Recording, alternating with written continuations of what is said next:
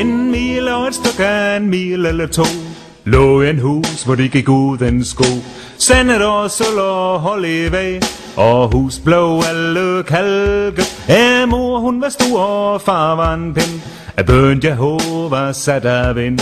Snot og ærm og lort i lum, og hun den mangel den bagben. De kvæle kat, slå lige mur, og blod det ren, og mor blev sur. Slå far med skål, så han knap kunne kravle, og et selv tyks i brød. Otto var den yngste af børn i flok. Han rør ved hen og fik elektrochok.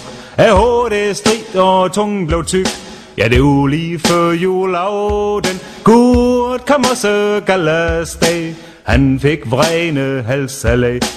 Vil fange en rot med en glæ i pot, og hun den mangel den bagben. De kvæle kat, slå lige mur, af blod det ren, og mor blev sur. Slå far med skål, så han knap kunne kravle, og et selv tyks i brød.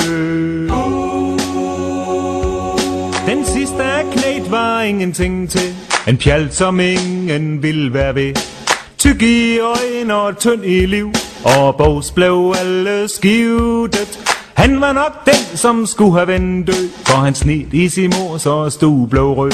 Sat ild til sig gear, så går brænd ned, og hun den mangel den bagben. I kvæle kat, slå lige mur, af blod det ren, og mor blev sur. Slå far med skål, så han knap kunne kravle, og et selv tyks i brød. Kvæle kat, slå lige mur, af blod det ren, og mor blev sur. Slå far med skål, så han knap kunne kravle, og et selv tyks i brød.